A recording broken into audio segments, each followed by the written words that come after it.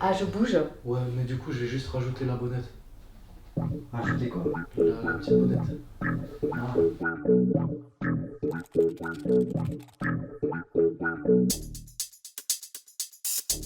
Alors pour moi, l'âme, c'est une énergie, c'est des corps énergétiques qui sont en nous et autour de nous.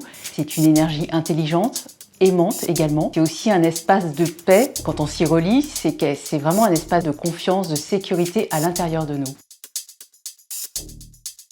Ça, c'est très tentant l'au-delà, parce que pour moi, l'au-delà, c'est une intelligence supérieure, avec effectivement différents plans d'amour. Tous les contacts avec les défunts qu'on a nous montrent qu'ils sont en paix, mais en même temps, je crois qu'on est sur Terre pour faire quelque chose. Et en tout cas, j'ai une impatience quelque part de retourner dans cet au-delà. Je suis très curieuse de savoir comment est-ce qu'il fonctionne.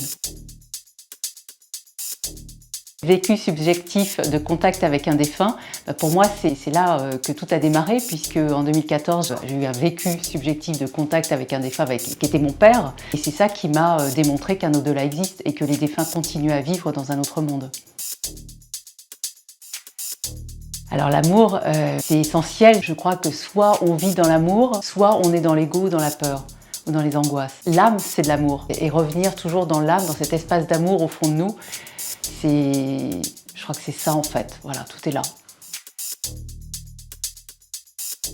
Moi, j'ai tendance à penser que mon ego, il est au service de l'âme. Et l'ego, c'est important parce que finalement, c'est l'ego qui travaille.